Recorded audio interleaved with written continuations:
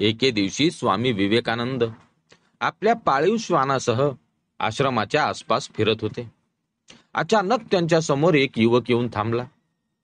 त्या युवकाच्या चेहऱ्यावर एक प्रकारची निराशा स्पष्टपणे दिसत होती. त्या युवकाला पाहून स्वामी विवेकानंद थांबले आणि त्यांनी त्या युवकाला येण्याचं प्रयोजन विचारलं. युवक म्हणाला, स्वामीजी, मी खूप वैतागलो आहे. मी शिकलेलो आहे, मात्र मला काही केल्या यश मिळत नाही. मला दारोदार फिरावं लागत आहे. मी सर्व प्रकारचे उपाय करून पाहिले, मात्र माझ्यासारख्या शिकलेल्या युवकाची फरफटच होत आहे. कृपया करून मला काहीतरी योग्य मार्ग सांगा, असे तो युवक स्वामी विवेकानंद यांना म्हणाला.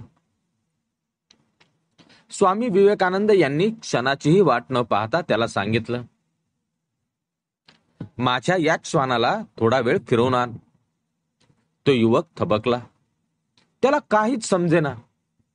मी स्वामी विवेकानंद यांना माझी व्यथा सांगितली, तर त्यावर काही मार्ग सांगण्याऐवजी ते मला त्यांच्या श्वानाला फिरून आणायला का सांगतायत?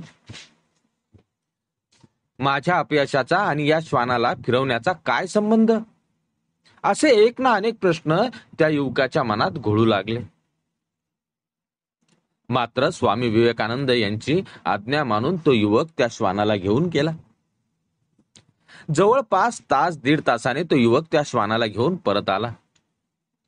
स्वामी विवेकानंद यांनी पाहिलं तर तो युवक ताजा तवाना दिसत होता, मात्र श्वान चांगलाच दमलेला दिसत होता.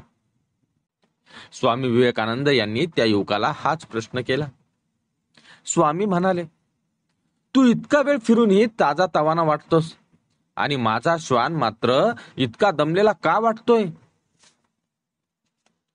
त्या प्रश्नावर तो युवक तात्काळ उत्तरला, अहो स्वामीजी, तो श्वान इतका वेळ या गल्लीतून त्या गल्लीत, या दारातून त्या दारात जात होता.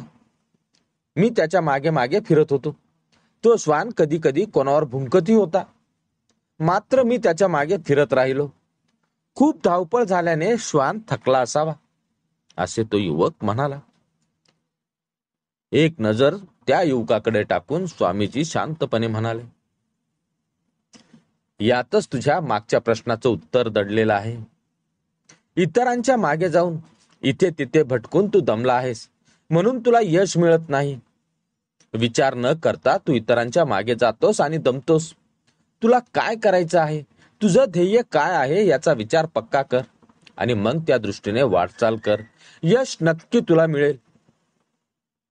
इतका वेळ मनात विचारांचा काहूर माजलेल्या त्या युवकाला स्वामी विवेकानंद यांचे हे शब्द ऐकून क्षणात समाधान मिळालं. तो युवक स्वामी विवेकानंद यांच्या आश्रमाच्या बाहेर पडला तेव्हा त्याच्या चेहऱ्यावर एक वेगळंच हास्य होतं.